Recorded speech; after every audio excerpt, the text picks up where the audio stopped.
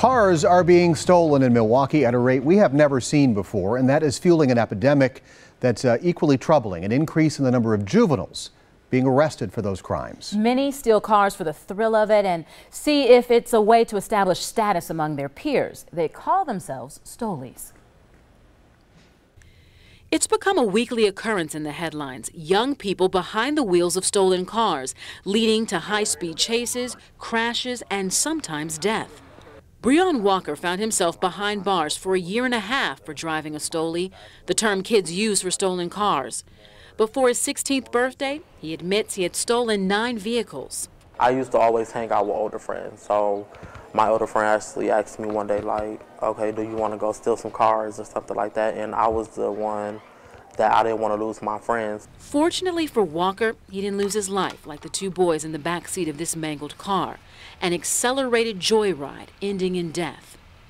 Stealing cars is nothing new, but in the last year, Milwaukee has seen a spike in youth repeat offenders, which is why Mark Mertens with Milwaukee County's Delinquency and Court Services Division is working to identify at-risk teens early and provide them with the resources they need to deter them from engaging in risky behavior. We can anticipate that if a youth is a passenger in a stolen car, that one day they may actually be stealing a car themselves. So what can we do proactively to try to address the situation before it escalates to that point for those youth? So our digital team here published an investigation this week into Milwaukee's stolen car epidemic. Here to tell us what they found, Marcus Riley. He is the digital director here at today's TMJ4. And Tonya Simpson, she's our executive producer for the today's TMJ4 team. Thank you both for joining us. What do you think was the most startling thing you uncovered during this investigation? Well, you know, for me it was, I didn't know what a Stollie was. And while we've been working on this over the past few months, that was sort of my little newsroom game, walking up to somebody and saying, do you know what a Stollie is? No, it's not vodka. Do you know what a Stollie is? There's a large part of our community that doesn't know, but then there's a large part of our community that does, and it's ingrained and they know what it is and it's kind of going on. So for us, with this investigation was all about exposing this to a wider group of people, understanding why we see all of these crashes every night on our air. When you start to peel back the layers and start looking at the data, what have we seen in terms of stolen cars in the city of Milwaukee, in terms of what's being stolen and who's doing the stealing? So the number of stolen cars in Milwaukee is actually trending down just slightly when you look at the numbers from 2015 to 2016.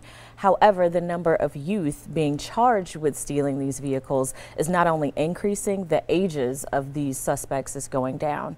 One of the interesting pieces of data that we found was from the Milwaukee Fire and Police Commission in a report. They looked at ages of suspects in police pursuits involving stolen cars. And according to their data, what they found was in the early 2000s, the average age of a suspect involved in a police chase in a stolen car was around 40. In 2016, that was 18. So it saw a steady decrease. What did you uncover when you talked with victims? You know, we talked to 3 victims, and it was interesting because everybody's a different victim in a different way. We had a carjacking victim, we had somebody who had their car stolen, and really what I took out of it was that the fact that these victims still had some sympathy for the people, for the perpetrators. Why do you think that is? They understand that we've all been 16, 15 before, we've all done dumb things before, but it just seems like the stakes are that much higher right now. Some people do compare it to, in the old days, kids stealing a car for a joyride. Right. How does this go beyond a kid just stealing a car for a joyride? Well, I think this goes beyond because of the impacts and the implications involved specifically with Stollies in and around Milwaukee, because this isn't just a city of Milwaukee issue. This is a Southeast Wisconsin, if not a Wisconsin issue. And kids aren't just joyriding. What we're seeing is an increase in the number of crashes involving stolen cars. We're seeing an increase in the number of injuries and even deaths. So just the toll it's taking on the community, with injuries, with deaths, and on police forces, you know, the resources that they have to commit to, you know, finding these stolen cars, writing police reports, following up with victims.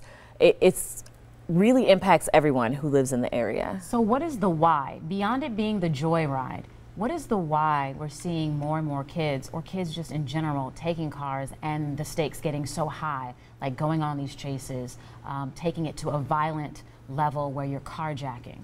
A lot of the people that we talked to said it's symptomatic of what's going on in Milwaukee in general. High poverty rates, you know, things like that. There's a lot of hopelessness out there right now, and kids who really don't know what their future holds. And they're able to do these risky type behaviors, and I think just as teenagers in general, we all have sort of a feeling of invincibility about us when we were young. But lack of jobs, lack of opportunities, a lot of that goes into it as well too, and where that sympathy sort of plays into the. You were speaking about poverty. Can you talk about what you learned in regards to why some of the kids, or what some of the kids did with the stolen cars that they got? Yeah, I think for every person that we heard from, every case that we looked into, the why was a little different and the outcome was a little different. We, looked into some cases where kids were stealing cars just to joyride. There were a few cases where kids stole cars and used them to commit other crimes, be it robberies or dealing drugs. There were a few cases we found where, at least in court, when they were before a judge, the kids said they just needed a ride. So every case is a little bit different. We were asked by other people as we talked to them for this story if we felt like, or we found any information that these cars were being, stolen and sold to different auto shops as like kind of chop shops. Yeah, chop shops. In the cases we looked at, that's not really what we found. And one thing that we also hear is about the peer pressure. Breon, the young man that you talked to in the piece, who was 18, talks about it's something that I saw older people, or I saw my friends doing, so I started doing it as well too.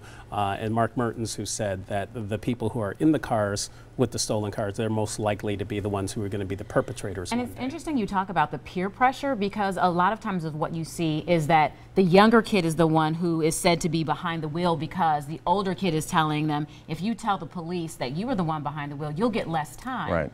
And it's this whole, unfortunately, rites of passage into the pipeline of the prison system, where you're seeing these young kids doing that, just, oh, I just wanted a joyride, getting into the system, and then this revolving cycle. And what they're really trying to do with the juvenile division is saying, we need to get to those kids earlier. We, at this point, can identify and see who is most likely going to be those kids who are going to be stealing the cars a little bit later in life. So let's get some programs, let's work together and try to get to those people a little bit earlier. To that point, aside from the societal issues that are underlying all of this that are going to take decades to work out, what are some tangible things that we've learned we can do to stop this from happening, to stop these young people from starting to go down this path that's going to ruin their lives if they're committing crimes at such a young age? And, the property crime here that's impacting people as well. How do we stop that? I think the most important piece that we heard from people who are involved in the juvenile justice system, that we heard from even some of the victims, is just outreach and education. We heard that a lot of these kids who are involved in these crimes and who get involved in criminality at a young age don't have what is called, the technical term, pro-social adults in their lives. So they don't have a person who they trust, who can give them a good example that, this isn't the only way to live.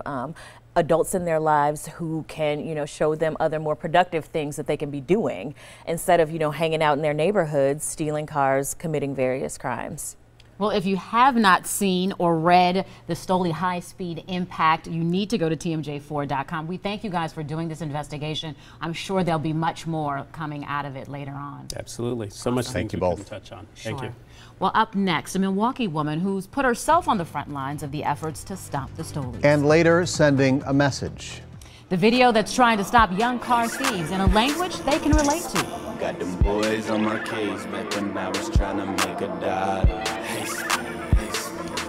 I know it ain't safe, but still game we play. We could die today, it's okay, long as it's my fate. I won't ride the